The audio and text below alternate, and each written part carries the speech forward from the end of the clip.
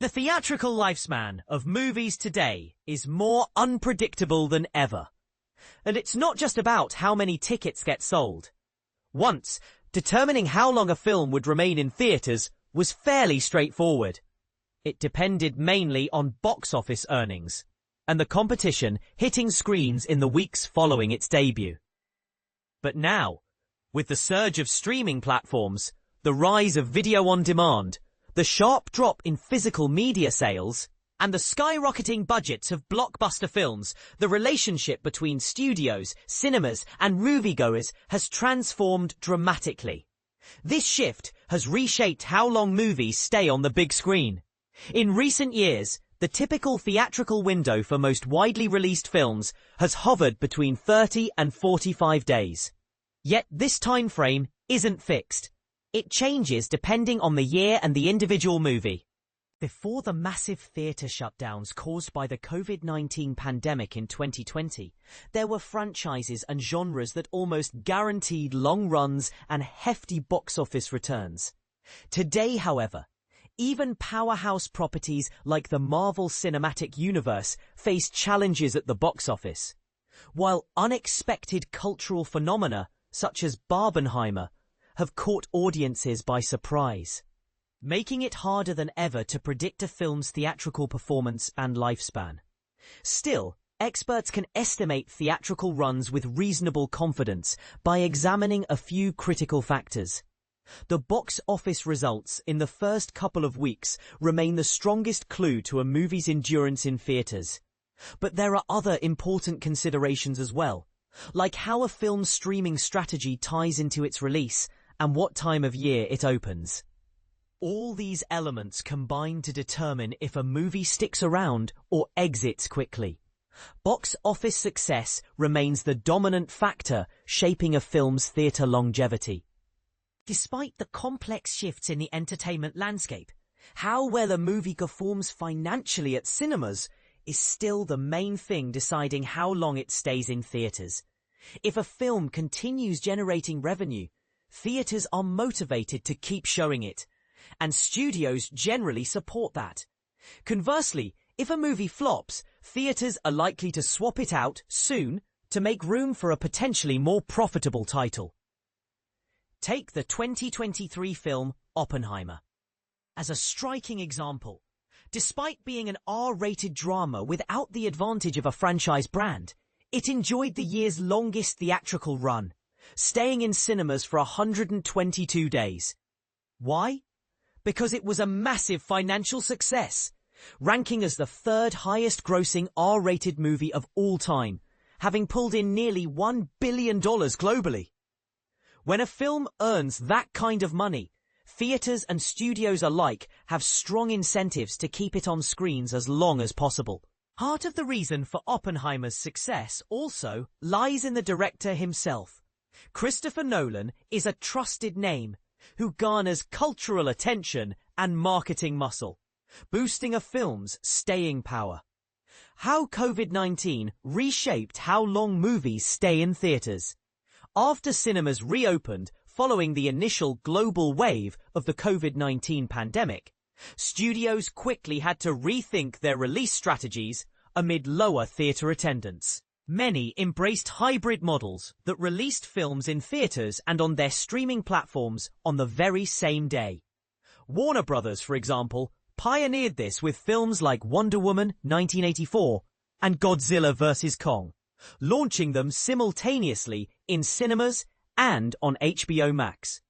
Before the pandemic, it was typical for movies to have about a 90-day exclusive theatrical window, meaning digital and physical releases wouldn't drop until after 3 months in theaters. While films didn't always play for the entire 90 days, theaters at least had guaranteed exclusivity during that period. But COVID-19 shuttered theaters and disrupted norms, alongside other industry upheavals like the 2023 Writers Guild of America strike. As a result, that exclusivity window shrank for many films. Even after hybrid releases became less common, studios continued shortening the gap between theatrical and digital releases, often pushing movies to streaming platforms faster than the traditional 3-month timeline. This shift wasn't solely caused by the pandemic itself, but also fueled by the rapid rise of streaming services. Streaming's dramatic impact on theatrical windows. Around the same time as the pandemic and major strikes rocked Hollywood, streaming emerged as the dominant way people consume entertainment. Once a smaller market home to services like Netflix, Hulu, and HBO Max, streaming exploded with new entrants such as NBC Universal, Disney Plus, and Paramount Plus, all launching their own platforms.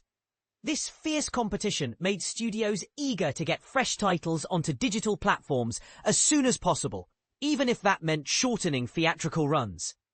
While physical Blu-ray and video-on-demand releases still occur after theater runs, physical media sales have plummeted, making streaming the primary way to squeeze additional value from a film after its time in cinemas. Though theaters have bounced back since the pandemic lows, attendance hasn't returned to pre-2020 levels. More people prefer watching movies at home, whether through streaming or digital rentals, creating pressure for studios to cut theatrical windows and capitalize on keen at-home audiences quickly. Despite ongoing calls from cinema advocates for standardized exclusivity periods, like a 45-day window, the industry is unlikely to adopt such measures anytime soon. Different kinds of theaters keep films for varying lengths of time.